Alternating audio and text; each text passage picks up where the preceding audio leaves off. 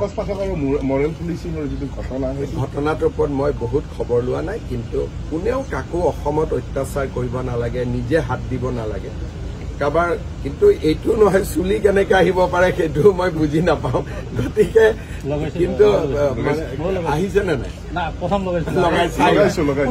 যদি লগাই ময়ো লগাব লাগিব, মোৰো পিছফালে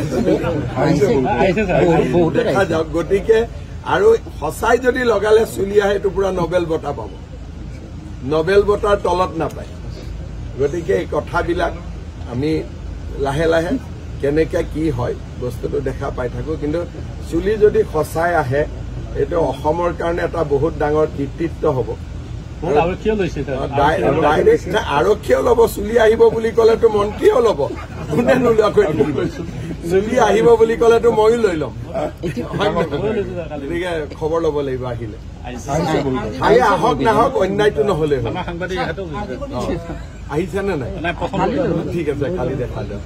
বাকচ পাঠক আৰু মৰেল পুলিচিঙৰ যিটো ঘটনা সেই ঘটনাটোৰ ওপৰত মই বহুত খবৰ লোৱা নাই, কিন্তু কোনেও কাকো অসমত অত্যাচাৰ কৰিব নালাগে, নিজে হাত দিব নালাগে কাৰোবাৰ। কিন্তু এইটো নহয় চুলি কেনেকে আহিব পাৰে সেইটো মই বুজি নাপাওঁ।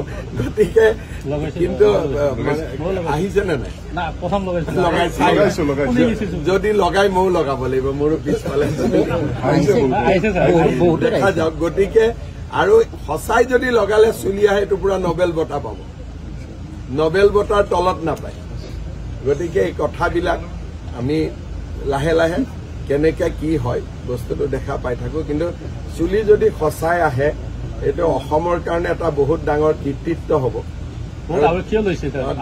ডাইৰেক্ট আৰক্ষীয়েও ল'ব, চুলি আহিব বুলি ক'লেতো মন্ত্ৰীয়েও ল'ব, কোনে নোলোৱাকৈ চুলি আহিব বুলি ক'লেতো ময়ো লৈ ল'ম। গতিকে খবৰ ল'ব লাগিব আহিলে। আহক নাহক অন্যায়টো নহ'লে হ'ল।